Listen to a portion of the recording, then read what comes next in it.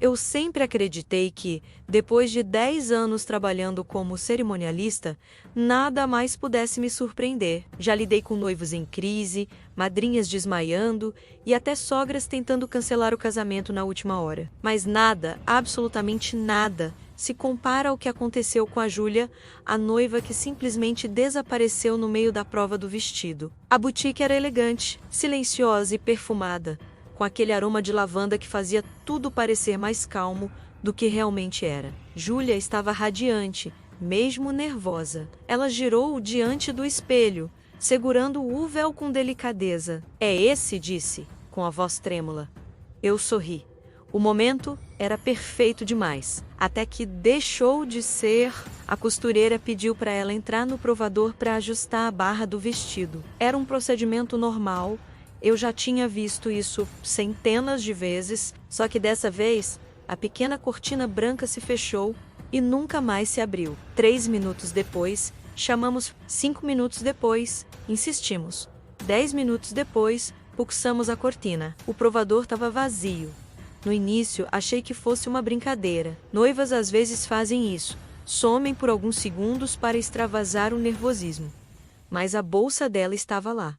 O celular também. O vestido, dobrado sobre a cadeira. Era impossível que ela tivesse saído da loja sem que ninguém visse. E ninguém, absolutamente ninguém, a tinha visto passar. Quando percebi que algo sério havia acontecido, um arrepio percorreu minhas costas. Liguei para o noivo e depois para os pais dela. Todos diziam a mesma coisa.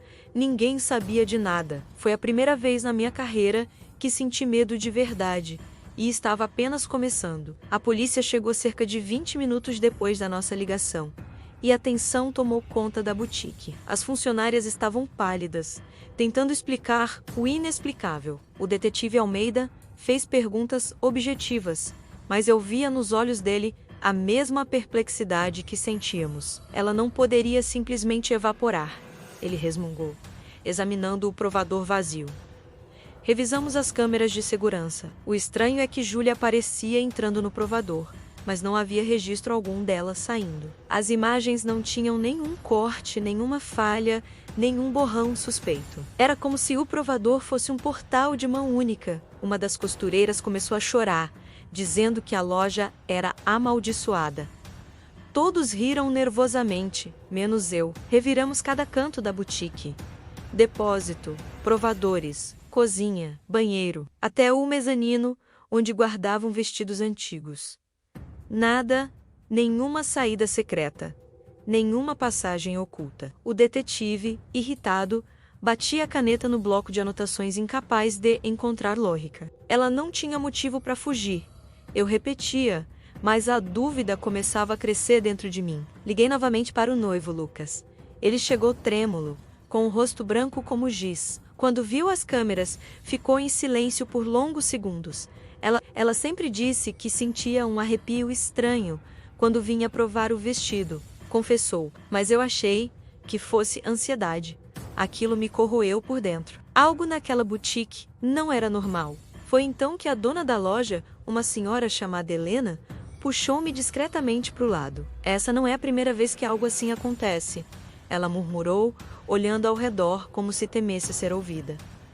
Meu coração disparou. "O que a senhora quer dizer com isso?", perguntei. Ela respirou fundo, como alguém que carregava um peso antigo. "Quero dizer que outra noiva sumiu aqui." E foi exatamente da mesma forma. O detetive exigiu que Helena explicasse tudo, mas ela parecia hesitar, como se temesse reviver algo que preferia manter enterrado. "Foi há 8 anos.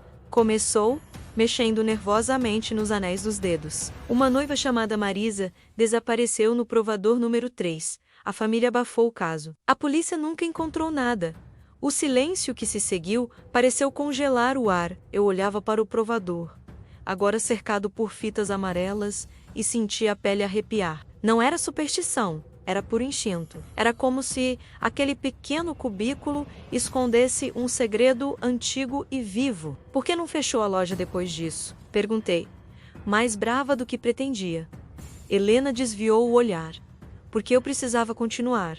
E nada mais aconteceu. Até agora, o detetive ordenou que desmontassem o provador inteiro. Os funcionários removeram o espelho, As paredes falsas, o piso de vinil, eu assistia tudo com o coração disparado. E foi quando encontramos algo que fez todos darem um passo para trás. Um buraco estreito, escondido atrás de uma placa de madeira antiga, rente ao chão. Era largo o suficiente para alguém ser arrastado, mas pequeno demais para uma pessoa entrar voluntariamente. O buraco exalava um cheiro úmido, frio, como de lugar subterrâneo. O detetive iluminou o interior com a lanterna, mas a escuridão parecia engolir a luz. Isso não está na planta do prédio, ele murmurou. Helena ficou pálida. Eu não sabia disso, mas pelo tremor na voz dela, todos percebemos que não era bem assim. Foi então que Lucas, o noivo, encontrou algo que fez o sangue sumir do meu rosto. Enroscado em uma farpa de madeira bem na borda do buraco, havia um pedaço de tecido branco, idêntico ao forro do vestido de Júlia. Ele caiu de joelhos. Eu me agarrei ao balcão para não desabar. A verdade era inevitável. Júlia tinha sido levada por algo que estava ali dentro. Ninguém queria descer ali, mas sabíamos que não tínhamos escolha. Uma equipe de resgate foi chamada, e em poucos minutos um dos bombeiros, equipado com cordas e lanternas, começou a explorar o buraco estreito. O silêncio enquanto esperávamos era quase insuportável. Eu sentia o coração pulsar no pescoço, imaginando Júlia sozinha em algum lugar escuro, talvez machucada, ou pior, a voz do bombeiro ecoou lá de baixo, abafada. Há um túnel aqui, antigo. Ele pediu reforço, e mais 2 desceram. O detetive nos explicou que muitas construções no centro da cidade tinham passagens subterrâneas remanescentes de décadas atrás. Mas nada justificava o acesso escondido dentro de um provador. Depois de alguns minutos, ouvimos o que ninguém esperava. Tem alguém respirando! Meu corpo inteiro ficou em choque. A equipe pediu uma maca dobrável, e tudo se transformou em movimento frenético. Finalmente, depois de longos minutos, eles emergiram, trazendo alguém coberto por um cobertor térmico. Os olhos da pessoa estavam semicerrados, o rosto sujo de poeira, mas vivo. Era Júlia. Eu senti as lágrimas brotarem instantaneamente. Lucas correu até ela, segurando sua mão como se tivesse acabado de recuperar do próprio abismo. Júlia estava fraca, confusa. Sussurrava palavras desconexas, mas repetia uma frase que me marcou para sempre. Ele disse que eu não podia casar, que ninguém pode... Perguntei quem era ele, mas ela tremia demais para responder. Os bombeiros afirmavam que o túnel seguia muito além do que conseguiram explorar e que parecia abandonado há muitos anos. Nenhum sinal de outra pessoa lá embaixo. A boutique foi interditada no mesmo dia. O casamento, adiado. E eu, depois de acompanhar tudo de perto, tomei a decisão que jamais imaginava. Deixei de ser somente cerimonialista para me tornar também investigadora. Porque perguntas começaram a martelar na minha mente. Todas as noites.